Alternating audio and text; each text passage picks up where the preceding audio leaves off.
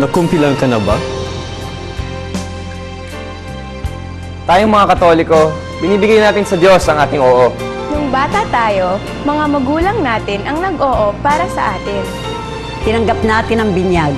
Ngayon, tayo na mismo ang magsasabi sa Diyos na oo, ako. Gusto kong mahalin ng Diyos at sundin ang utos niya. Ngayon, tayo ang makapagsasabing sumasang-ayon ako. At sabihin ito sa harap ng ating mga magulang, ninong at ninang. Isang beses lang pwede magpakumpil. Ginagawa ito sa edad na handa na tayong yakapin ng buong buo ang pagiging Katoliko. Handa nang iwanan ang mga paniniwalang pambata patungo sa isang paniniwalang tayo mismo ang pumili. Pinaghahandaan ang proseso kaya't kailangan ng gabay ng ninong at ninang. Ang kumpil ang kumukumpleto sa ating pag-oo sa Diyos. Na nasimulan nung tayo ay bininyagan. Sa sandaling ilagay ng obispo ang kamay niya sa ating mga noo at lagyan ng banal na langis. Tanggapin natin ang marka ng Espiritu Santo. Ang espesyal na tatak na nagsasabing tayo'y sa Diyos. Sa tulong ng Espiritu Santo, tayo'y nagiging sundalo ni Kristo. Oo na, at gawin ang misyon natin bilang Kristiyano.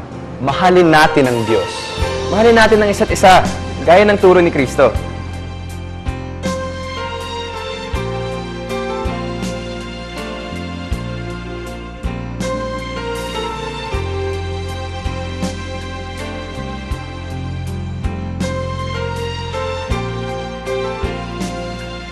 Ako, nakumpilan na. Ako, nakumpilan na. Ako, nakumpilan na. Ako, nakumpila na. Ako, nakumpilan na. Ako, nakumpilan na. Ako, nakumpila na. Ako, nakumpilan na. Ikaw, magpapakumpil ka na ba?